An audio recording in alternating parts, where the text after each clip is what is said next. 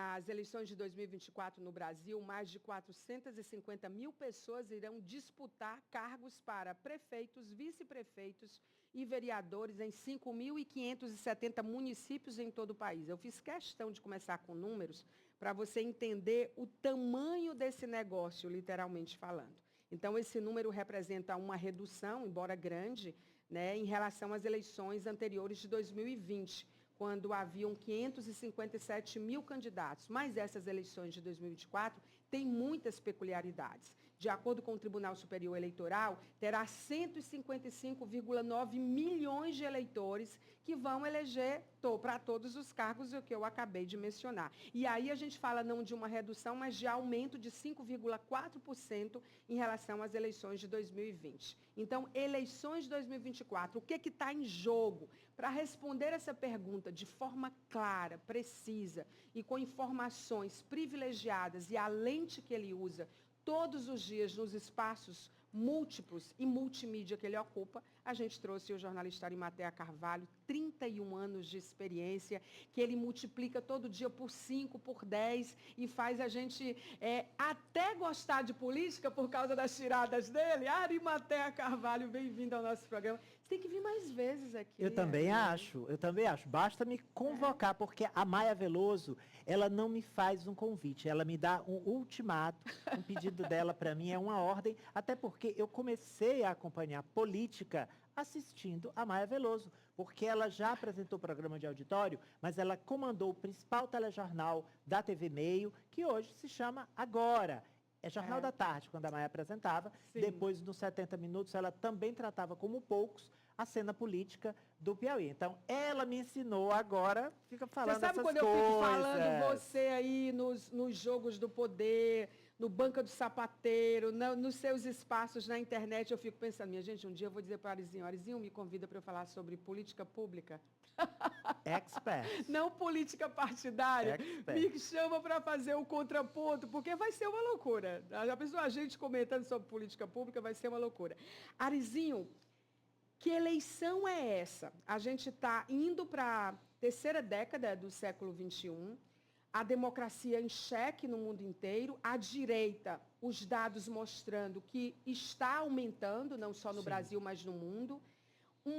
Um cenário que é muito caótico, muito recurso público envolvido no financiamento de campanhas, os jovens querendo votar mais, os idosos também votando mais. A gente tem um novo perfil, mas um novo cenário e novos desafios. Em que página nós estamos e para onde estamos indo? Olha, a Maia fez uma introdução perfeita, eu acho que para você entender bem o que está acontecendo. Agora eu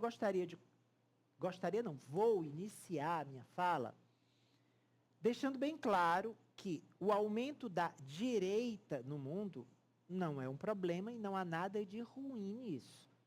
O problema é que o que está aumentando é a extrema-direita. Porque direita e esquerda sempre existiram. Sim. E isso é salutar. E governos de direita podem ser excelentes governos, como já foram no Reino Unido, inclusive no Brasil também. Na França, na Itália. O problema, gente, é que essa nova direita é extremada. Ela vem com discursos de ódio a tiracolo, incitação à violência, intolerância religiosa, xenofobia, misoginia, racismo. Quer dizer, vem um combo de maldades. Então, o problema é a extrema-direita. Ela precisa ser barrada. É a nova versão do nazifascismo, como também a extrema-esquerda precisa ser barrada. Agora, sim, a extrema-esquerda é num volume bem menor, é bem menor. Eu posso citar o Nicolás Maduro como um ditador de esquerda. A ditadura é sempre ruim, seja de direita ou seja de esquerda. Agora, o que tem crescido muito é a extrema-direita, e isso é assustador pelo que ela representa. O que é que ela representa? Eu posso usar arma se eu quiser, a Maia sai de manhã lá de onde ela mora, mais distante da nossa zona urbana, e a Maia diz o seguinte: eu tenho uma arma aqui embaixo do meu banco, e se alguém mexer comigo, eu meto bala. Ela se envolve numa discussão de trânsito, a Maia não faria isso, claro, quem a conhece sabe, estou usando o exemplo, e aí ela tem uma arma lá embaixo do banco. e ela tem autorização para usar aquela arma, ela vai usar a arma. Então, estou citando um exemplo do que a extrema-direita representa. E aí, é dentro de um contexto onde a gente viu os ânimos muito acirrados, uma polarização extrema, já que a gente está falando de extremismo, né? E aí eu fico pensando, a polarização continua sendo determinante, na sua opinião? Isso mudou o que para os eleitores? Ou muda o que essa polarização? Mas a polarização continua. Vou dar um exemplo. O Neymar é Bolsonaro.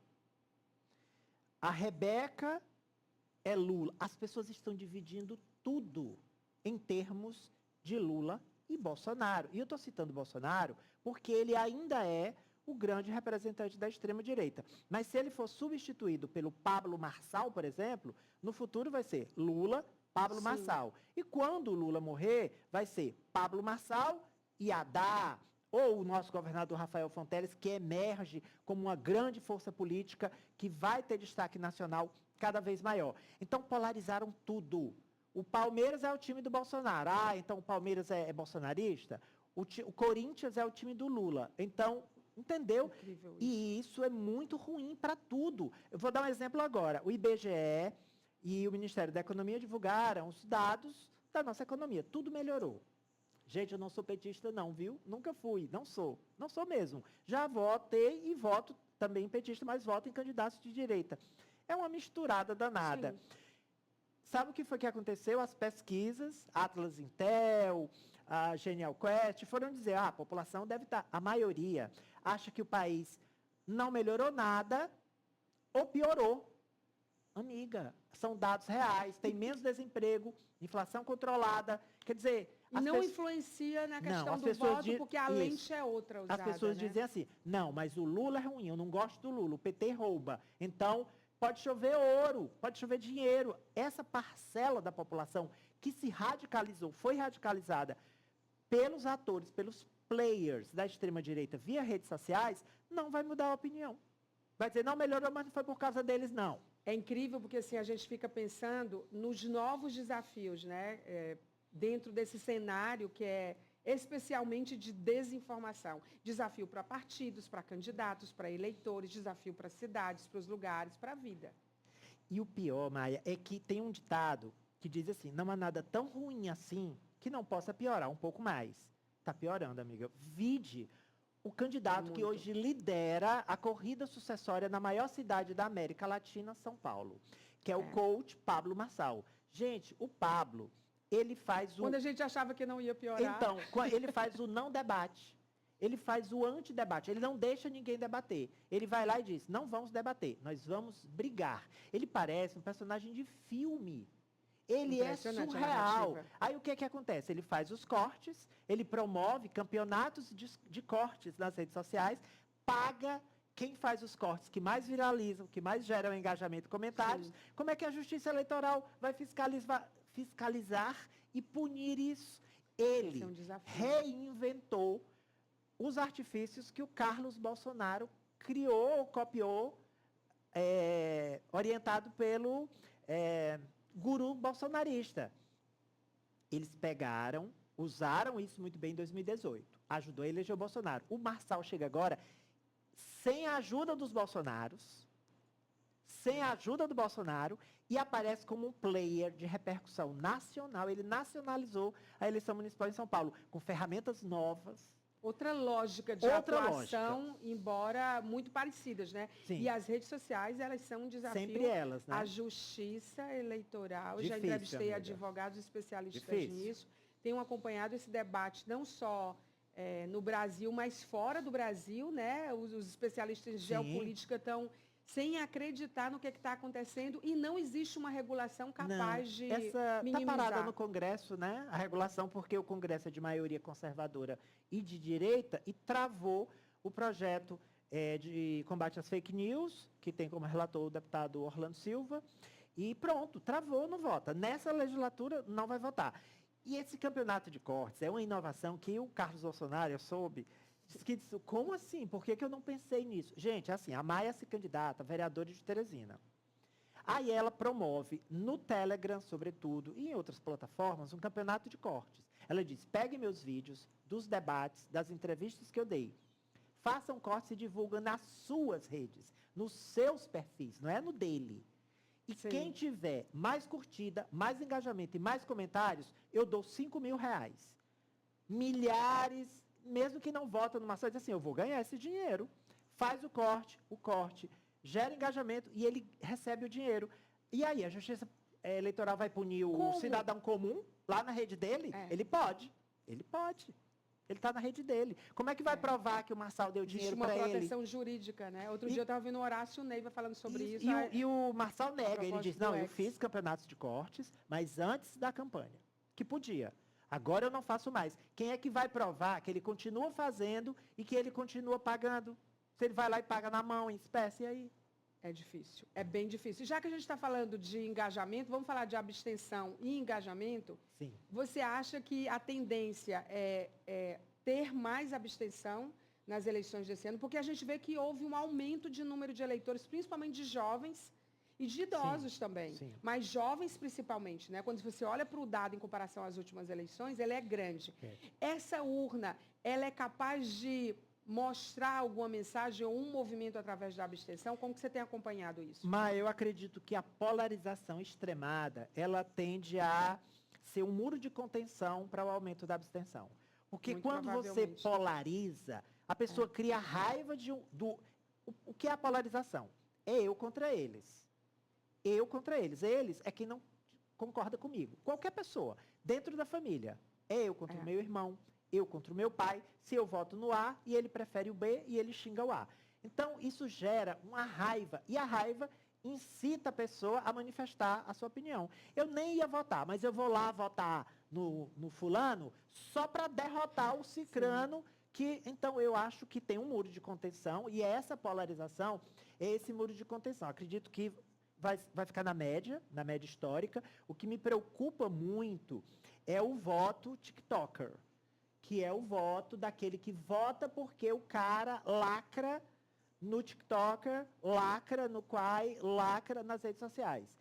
O lacrador do X. Ganha atenção aí ele voto. diz, voto nele. Quais as propostas que ele tem?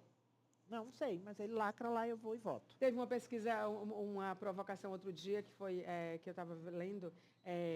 Você lembra qual foi o último deputado estadual e federal e senador que você votou? As pessoas não lembram. Uma semana depois. Não lembro, principalmente deputado. Uma semana, porque ou eu voto...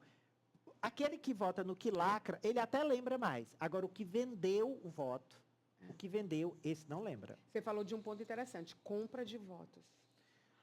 A eleição Você acabou de falar de um modelo de compra de voto aí que é difícil de... Difícil. A eleição, ela foi sequestrada pela compra de voto. E eu vejo um ponto de não retorno. Não tem as mudanças climáticas, que a gente chegou no ponto de não retorno? Irreversível. Só dá para conter, não dá mais para retroceder. O voto é isso. As pessoas criaram a cultura de vender o voto. A cultura de vender o voto. Os políticos viciaram o eleitor em vender o voto. Eu não conheço ninguém, nenhum político que diga assim, eu vou ser eleito com o voto a partir das minhas propostas. O voto orgânico, o voto espontâneo. Desista. Isso até acontece em São Paulo com os fenômenos das redes sociais. Mas em colégios médios, como Teresina, não. Ou você compra, ou você não vai eleito. Ou você compra ou não vai eleito. E aí nós chegamos a um ponto. Só é eleito quem tem 3 milhões, 4 milhões para comprar uma cadeira das 29 vagas da Câmara de Teresina. Então, é a eleição mais cara de Teresina? Mais cara da história, mais competitiva da história. Olha, o voto começou a ser negociado a R$100. Hoje, tem candidato dizendo que na semana da eleição vai pagar R$600. Inflacionou. Encarece demais. Aí só vai eleger quem tem 4 milhões, 5 milhões de reais. Sendo que o gasto máximo para um vereador estabelecido pelo Tribunal Superior Eleitoral aqui em Teresina é de R$308 mil. Eu estava vendo isso. Como que eles estabelecem uma coisa que é absolutamente fictícia? Eu faço de conta que você vai fazer, e você faz de conta que faz, e tá tudo bem. Não dá nem para isso. Tem candidato gastando 500 mil só com adesivo.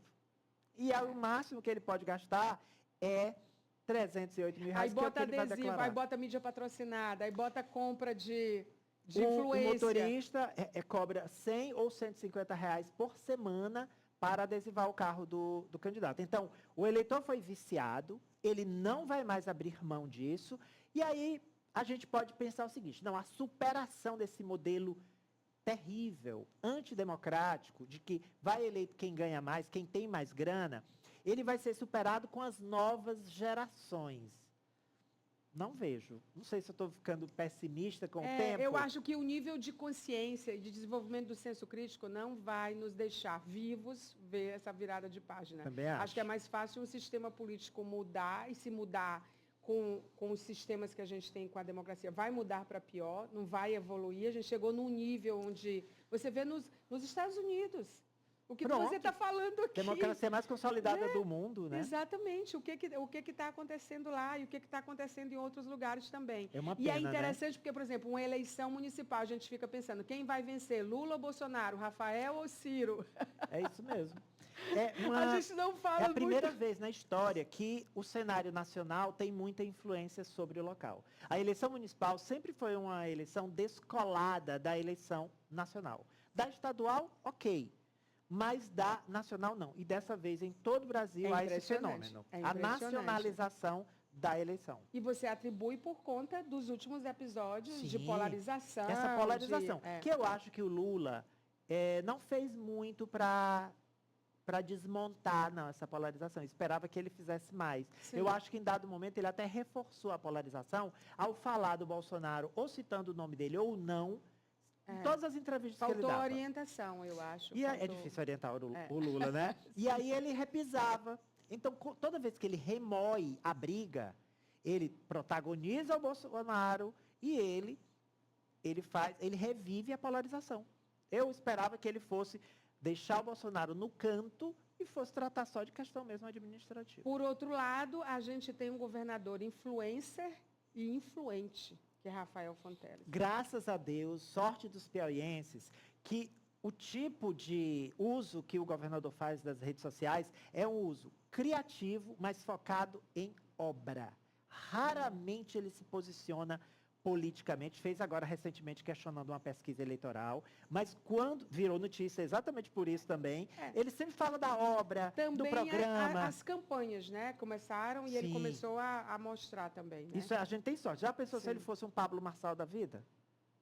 Né? Porque tem. Também centrado muito em protagonistas, né? Do esporte, da ciência. Ele usa muito bem, né? A equipe é muito boa, né? Porque e é baseada no perfil, um ex-IDB. É um ex-IDB. ele o usa papel muito bem. dos Rafa Boys nessa história, já que você falou isso. Olha, o governador Rafael Fonteles, eu acho, estou falando aqui sem autorização dele, é a minha avaliação, tá? É a minha análise, que ele quis mostrar que ele não era o menino do Wellington, que ele não era tutelado pelo ex-governador Wellington Dias. Como que ele poderia fazer isso? Mostrando que quem manda é ele e colocando peças novas no tabuleiro administrativo. O que foi que ele fez? Ele chamou Marcelo Noleto, alguém conhecia antes? Não. Ex-juiz do trabalho, Washington Bandeira. Alguém conhecia antes? O Chico Lucas foi presidente da OAB, mas era também conhecido mais no nicho da advocacia. O Rodrigo Cavalcante do Interp. Quer dizer, ele chamou o Antônio Luiz, que era o braço direito dele na Cefaz, é o atual secretário estadual da Saúde. Ele chamou gente da extrema confiança dele, que foi lá para fazer o que ele queria, está fazendo o que ele queria. E se posicionar. Então, eu acho que ele montou o time dele. Esse é o meu time. Eu tenho CPF próprio, eu nado em raia própria, e esse sou eu. Eu acho que ele está fazendo isso. Não sei, assim... Eles dizem que não houve nenhum problema entre ele e o ex-ministro Wellington Dias, que está tudo um céu de brigadeiro. Mas entre dizem, o que se diz e o que é, né, tem um vale, né? Aposta que Georgiano Neto, estava vendo aqui, isso aqui você mandou para a gente abordar, e eu vou ler, porque realmente é a sua área total. Georgiano Neto e o PSDB podem romper com Rafael. É o seguinte, há um grande ponto de interrogação. Porque você acabou de falar do que é forte, mas mesmo assim há muita expectativa em relação a alguns rompimentos, né? Foi o que eu entendi. O Georgiano Neto é o político mais ambicioso que o Piauí já viu em toda a sua história. Mais do que qualquer outro. E ele é um fenômeno das urnas. Sim. Maior votação da história da Assembleia Legislativa, quase 110 mil votos. Aliás, acho que um pouco mais de 110 mil votos. Foi, eu lembro vocês falando. Ele quer ser o deputado federal, que ele já é pré-candidato a deputado federal, em 2026, mais votado da história do estado do Piauí, e ele quer ser governador.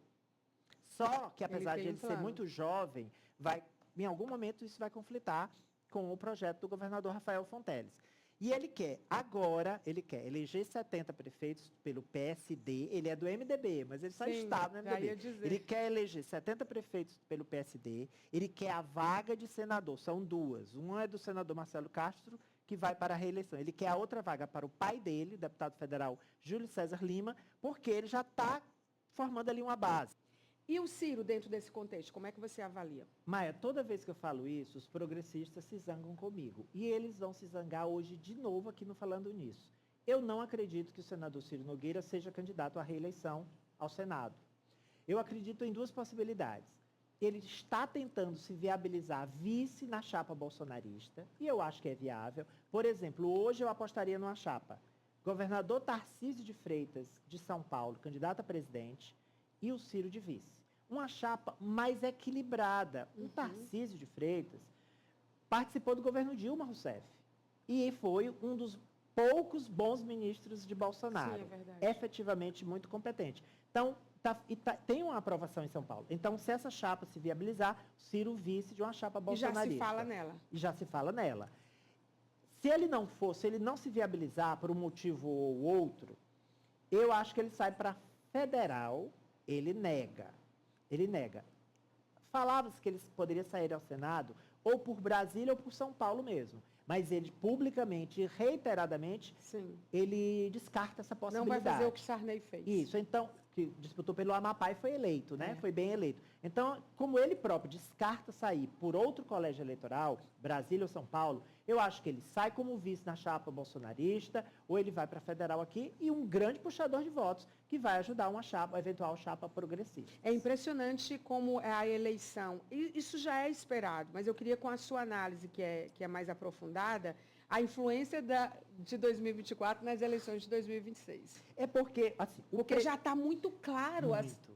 Não é que... Claro não significa dizer certeza. Né? Claro significa dizer que as cartas estão postas e os movimentos estão sendo feitos. Por exemplo, o Progressistas planeja eleger, esse número é do deputado federal Júlio Arcoverde, tá? Planeja eleger entre 50 e 55 prefeitos. Já teve 90. Então, como é que o senador Ciro vai ser candidato à reeleição com 50 prefeitos?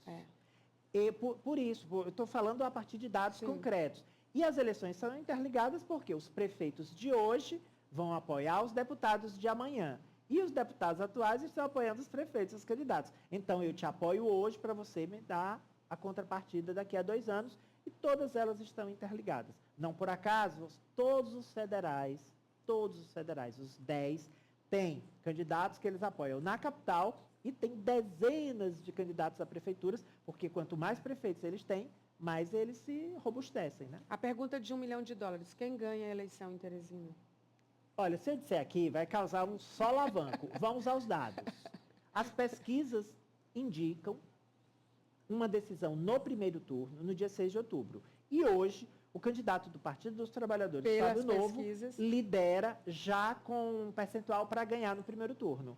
Então, eu acredito que hoje a tendência é Fábio Novo ganhar no primeiro turno. Silvio Mendes, mesmo sendo um nome forte, que já foi do PSDB, que hoje se desarticulou, e pela segunda tentativa de apoio do PP e do senador Ciro, e de tudo isso que a gente viu nas últimas eleições, eu acho que ele se despede, se as pesquisas se confirmarem. Sim, a gente não está dizendo que é o que vai acontecer, a gente está falando de pesquisas na página de hoje.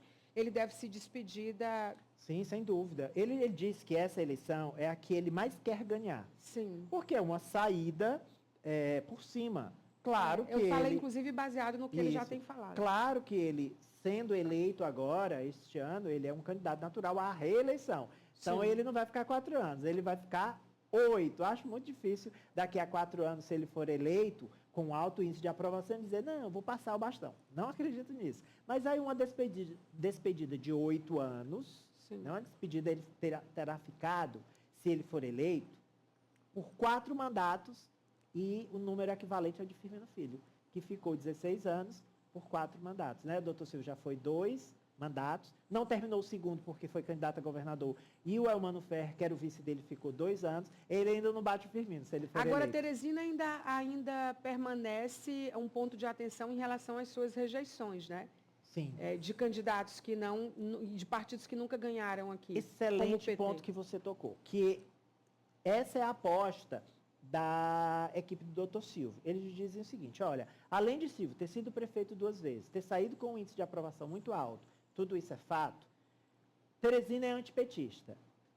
Só que essa avaliação as pesquisas não mostram mais. O governador Rafael Fonteles tem uma aprovação superior a 80% na capital. 80%, maior que a do Lula em Teresina. Então, o antipetismo arrefeceu. Acabou? Não, gente, não acabou, óbvio. E isso mostra arrefeceu. a fragilidade das siglas partidárias. Você fala, Georgiano quer de um partido, mas ele está lá, mas na verdade ele quer o do...